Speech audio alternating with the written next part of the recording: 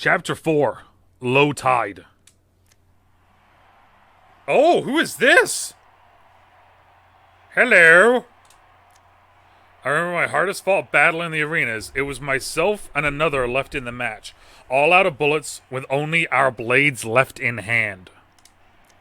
Fatigue had overtaken me. It was all I could do to keep my weapons up. But the crowd called my name, urging me to fight back and take the victory. I felt their energy. It helped me find a strength within myself I had realized was there. I rose to my feet and fought.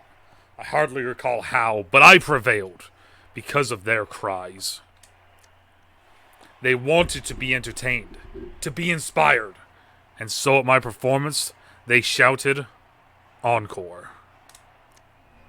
And now I sit on the stage in solitude, in the place where I made my name after the world cursed it. Now, a rich and powerful man exploits my moon, and they cursed me again. Encore. It is ironic now, I might laugh, but even my parents will not stand behind me. Someone crosses the stage behind me. I let out a sigh, not ready to face the voices again, to hear the criticisms. Come to bask in your former glory. I turn to see Catalyst standing nearby. Of course, the strongest of my dissenters would be the one to appear. I should go. You don't have to leave. You were here first.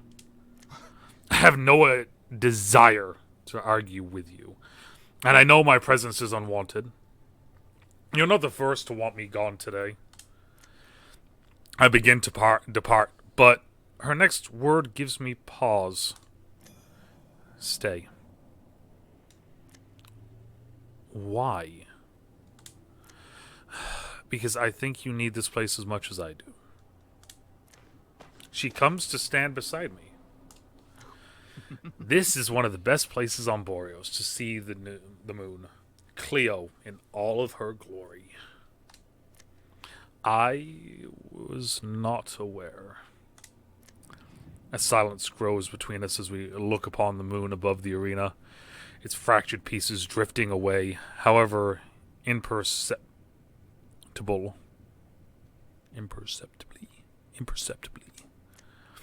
It has never been in my lifetime, never been whole in my lifetime, but I saw myself in its image, something beautiful and powerful that never ceases to rise despite its brokenness.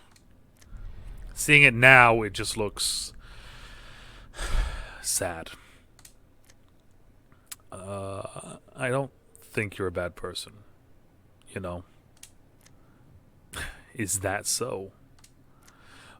But there are consequences to what you did, and you have to face them. I just wanted to do the right thing. But you didn't.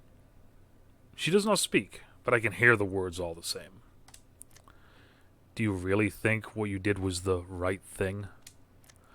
I thought it was what the people wanted me to do. That it was the right way to help after my interview with Miss Stone. I did not want to be the person she said I was.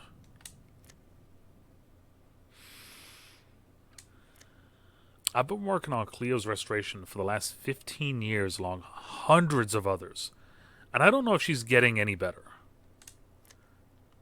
Still, it's what I believe has helped her the most. Not violence and destruction. I've already seen where that leads. But you pushed to bring the games here because you thought it was what others wanted. Big move for something you're not even sure you believed in. I look into the skies, glazing upon Cleo. There are lights, not stars, but ships. In my lifetime, I can only recall that much traffic going to the moon when I was scarcely more than 3 years old. I was convinced, or perhaps convinced myself, it was the best way forward. I acted too rashly. But I have to believe it was not for nothing. The moon is receiving resources it needs. At the cost of its people. It means the people of Boros will be safer. Screw Boreos. You can't mean that. Oh, of course I do. You were an outcast, but you managed to build your own place you could fit in. A lot of us didn't have the skills you had, or the support behind us we needed to make that happen. Cleo welcomed us with open arms. She let us be ourselves. We found a community in each other. Those are the people that I fight to protect. What about everyone else? Why would you even care about them after how many of them have said you were cursed? Because my mother and my father. Their love kept me warm, and I know that every person on our planet gives that gift to someone else. That is what I want to protect. She watches me for a long moment, and then extends her hand. I take her hand. We shake. I will do better next time. I promise. I'll be here to see it. End. Very anticlimactic story. I'm gonna say this. This is the worst comic we've had yet. This is easily the worst comic we've had yet. It really didn't do anything in advancing the story. If anything, it showed a little bit of a background in Seer and his parents, but it didn't get us any closer to anything that's going on. It didn't get us any closer to Catalyst, which they could have done an entire thing on Catalyst, right?